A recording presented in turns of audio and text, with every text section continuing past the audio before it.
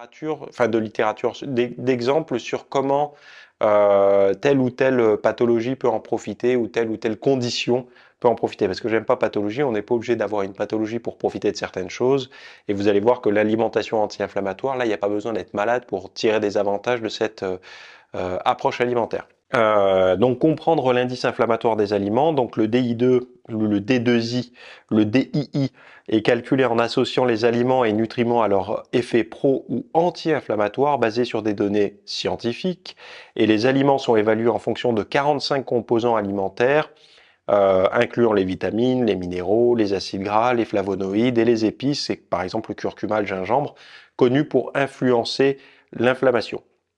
La liste des aliments anti-inflammatoires et pro-inflammatoires seront donnés en fin de vidéo là, et même en fin de PDF. Vous aurez tout ça, comme ça au moins vous pourrez aussi faire de la mise en place dans votre diète quotidienne et évaluer si oui ou non votre approche alimentaire est plutôt pro ou anti-inflammatoire ou plutôt équilibré. Pour rappel, quand vous avez de l'inflammation ou qu'on suspecte de l'inflammation, ça peut être intéressant d'avoir une alimentation anti-inflammatoire, du moins pendant quelques semaines, pour vérifier si il y a une amélioration ou non. Par exemple, une personne qui dirait, je sais pas moi, à chaque fois que je fais du sport, je me tape des tendinites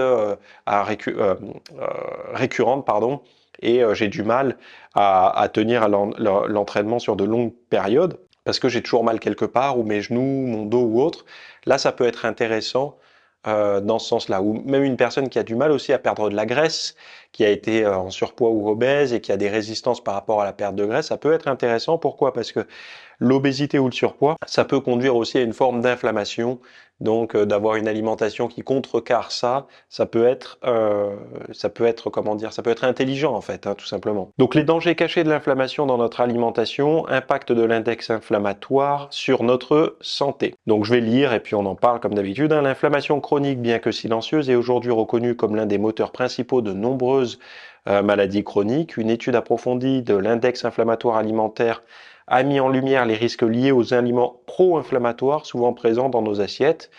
Alors en analysant plus de 15 méta-analyses regroupant près de 4,3 millions de personnes, les chercheurs ont constaté que les régimes alimentaires riches en aliments pro-inflammatoires sont associés à une augmentation de risque de certaines maladies et de mortalité. Donc on n'est plus dans certains disent il faut manger telle chose, d'autres telle chose, personne n'est d'accord. Là, il y a quand même des retours fiables sur une alimentation pro-inflammatoire peut conduire à des problèmes de santé à moyen long terme. Donc les régimes pro-inflammatoires composés souvent de plats ultra transformés, de sucre ajouté et de graisses saturées augmentent le risque de maladies telles que les maladies cardiaques, certains cancers et même la dépression.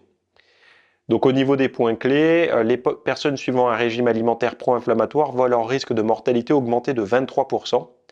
Consommer des aliments inflammatoires est associé à une augmentation de 60% du risque de cancer en général. Le risque de crise cardiaque peut augmenter de 71% chez les personnes avec un indice inflammatoire élevé.